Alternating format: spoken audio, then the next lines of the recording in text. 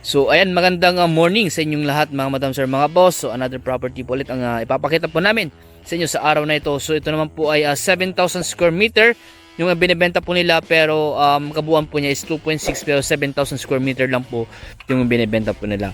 So itong property po na to ay agricultural, at ang sabi po sa amin ng source po namin ay hanggang doon daw po sa may kalsada yung property, pero meron nga lang pong kanal po dito o dalawin ng tubig, at hindi po namin sure kung kasama pero ang sabi naman po nila ay kasama daw po sa property. So ito na po yung property po na ibang portion po niya. So 7,000 square meter, at ito po ay may bakod na po dito kanyang reko sa kanyang side. Ayan, ito po. So ito na po yung 7,000 square meter, pero ang kabuuan po kasi ng sa titulo ay 2.6 hectare po siya mahigit. As yung the rest daw po ay may nakabili na, and then itong harap na lang daw po yung binibenta nila na 7,000 square meter po. At ito po ay title property. Nakita ko na po yung kanyang titulo. Ito po ay agricultural title, at ito po ay last year lang daw po sila nagbayad ng kanyang amilyar. So this year po hindi po sila nakabayad, mga siguro nasa mga 1,000 lang po siguro, o 1,000 siguro mahigit, or sabihin more or less na lang po yung kanilang binabayaran every year sa kanyang amilyar. So ito po ay hanggang doon po yun estimate po nila hanggang doon sa may mga kahoy na yun, nalagpas pa daw po konti, kasama itong mga ipil-ipil, may mga jimilina, at ito po ay flat po siya. So doon sa banda ron po, pwede rin, may kalsada naman po doon. Meron pong diki po dyan na pwede naman natin gawing kalsada in case po na ano po kasi dito, meron pong tawag dito yung yung kanal o creek. So pwede po sana tayo dito. Pwede rin po tayong gumawa ng dito ng box culvert, or kung ano po yung nyo dito, pero pwede naman din tayo dito dumaan. Yun, may mga kasama ko doon. Kasi lalabas naman tayo doon kasi may box culvert naman doon. Pwede naman doon. At isa sa ayos na lang po natin itong kalsada. Siguro igagraba natin para makapasok po yung sasakyan nyo po dito. Ayan, kasi doon pa dinaan yung mga motor po namin. Pero kaya naman po ng 4 wheels, malapad naman po yung diki po niya. Ayan po. So 7,000 square meter, ang presyo po nito is 1.7 million.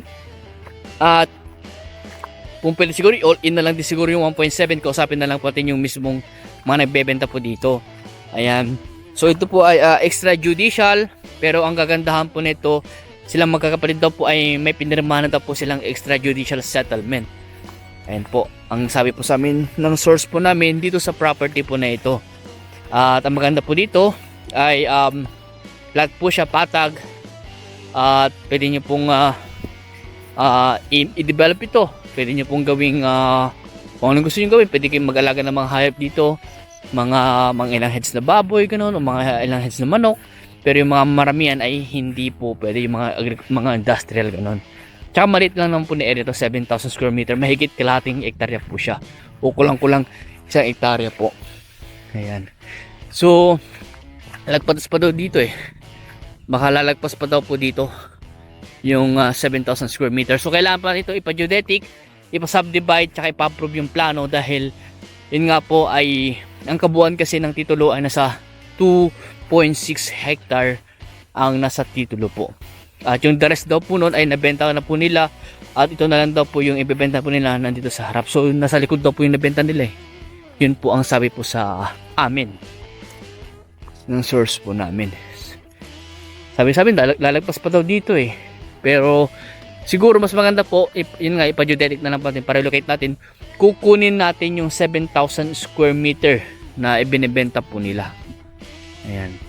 So mga naghanap po na ito na property na pwede nyo pong gawing farm, sa mga mahilig po mag-farm, baka ito na po yung nahanap nyo. At ang maganda po dito ay malapit lang po ito sa town proper po ng kuya po. Mga ilang minutong driving lang po ay nasa town proper na po tayo ng kuya po sa palengke. Estimate ko siguro nasa mga 3 kilometro lang po siguro, o baka wala pa. Simula dito sa property hanggang doon sa town proper.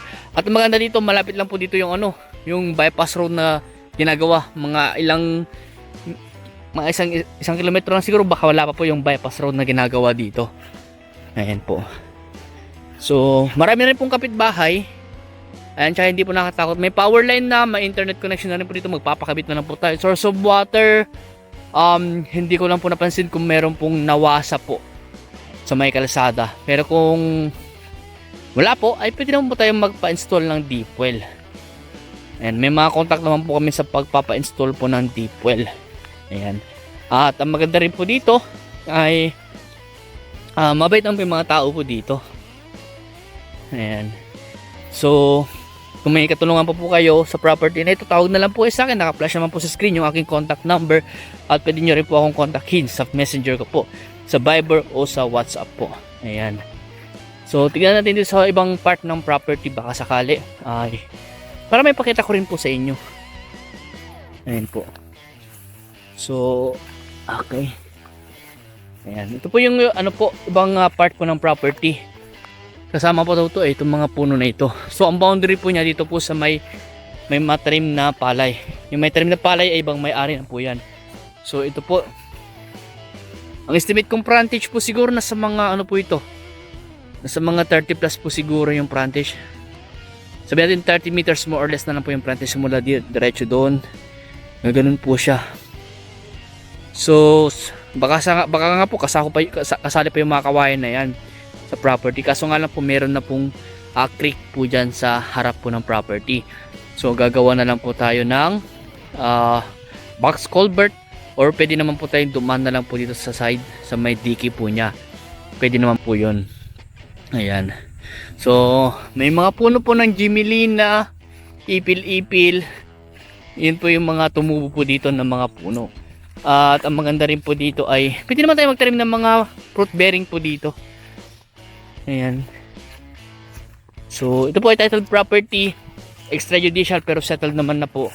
At isa-subdivide na lang po natin sa 1.7 po ng price. Yun po ang sinabi sa aming presyo ng aming source sa property na ito dahil hindi po kami nakadirect sa mismong may-ari.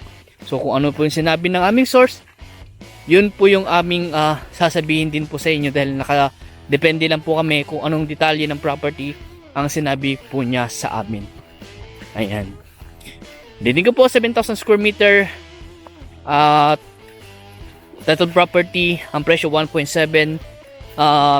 This year lang po hindi nila nabayaran yung kanyang amilyar at babayaran po nila yon ng mga seller.